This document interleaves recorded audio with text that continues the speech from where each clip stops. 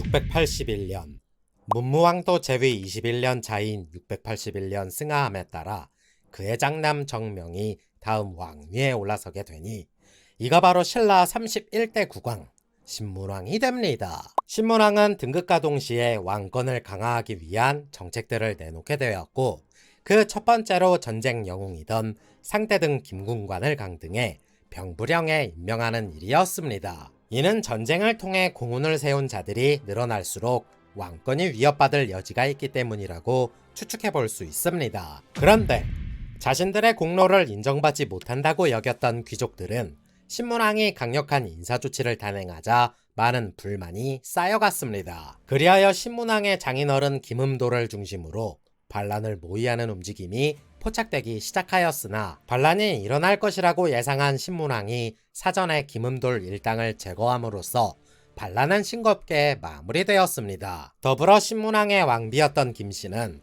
아버지 김음돌이 반란을 일으킨 주동자였으니 패위하여 궁에서 내쫓았으며 김군관은 병부령에 있으면서도 이를 사전에 보고하지 않았다는 빌미로 그의 아들과 함께 처형하기에 이릅니다. 그로부터 3년 뒤 과거 고구려 유민들이 이끌었던 안승은 전대 왕이었던 무열왕의 보호 아래 금마저의 자치국이던 보덕국을 세울 수 있었는데 고구려 유민들이 나당 전쟁에서 큰 도움이 되었을지라도 신문왕 입장에서는 언제 다른 마음을 품을지 모르니 눈의 가시 같은 존재들이었습니다. 그리하여 보덕국왕 안승을 서라벌로 불러 관직을 하사하고 토지와 집을 주고 서라벌에 머물게 하였는데 바로 이곳에서 안승의 조카뻘 되는 장군 대문이 반란을 일으키려다 사전에 발각되어 처형당하는 일이 그래서 신문왕은 이 사건을 빌미로 보덕국을 해체시킨과 동시에 신라가 직접 통치하는 지역으로 삼게 됩니다. 685년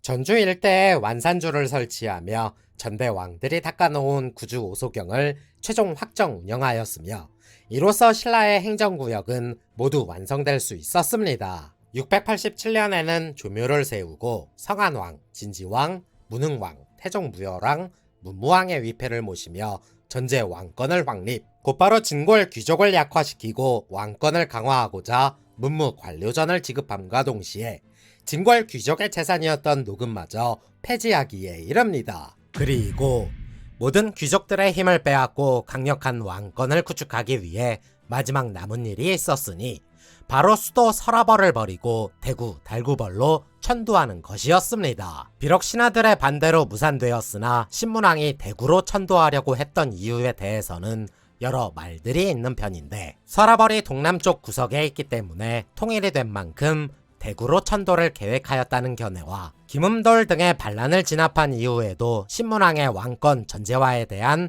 불만이 지속되자 진궐귀족의 힘을 빼기 위한 것이라거나 과거의 낡은 것을 버리고 새롭게 통일이 된 만큼 통일왕국으로서 새 출발을 도모하기 위해 준비한 것이라고 보기도 하고 신문왕이 강력한 왕권의 마지막 목표로 개혁 정책의 연장선상에서 천도를 추진했다고 보는 견해들이 있습니다. 아무튼 당나라와는 오랜 전쟁으로 사이가 많이 나빠졌으나 그렇다고 당장 전쟁이라도 할 것처럼 서로 으르렁거리지는 않았는데 신문왕은 당나라와의 관계 회복을 위해 유학 오경의 하나인 예기에 대해 좋은 문장이 있으면 하사해 줄 것을 요청, 측천무후는 일부만 발췌해 신라에 보내주는 형식적인 제스처만 취하기도 했으나 서로가 아직까지는 대면대면한 상태였습니다. 692년 당나라 중종은 태종 무열왕의 시호가 자신들 태종과 겹치니 바꾸라고 사신을 보내게 되었고 신문왕은 우리 무열왕도 통일 대업의 기반을 닦은 인물이고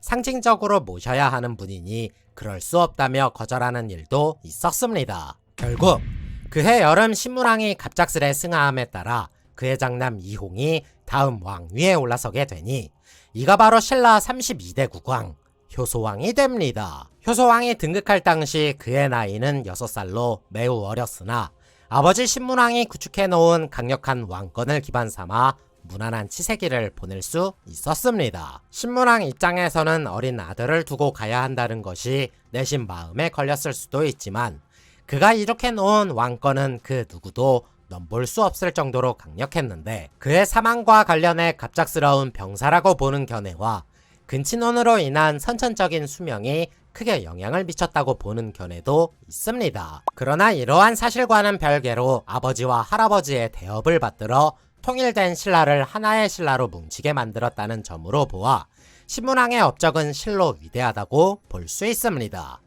영상이 재밌었다면 구독과 좋아요를 눌러주시고 재미없었어도 구독과 좋아요 좀 눌러주세요. 감사합니다.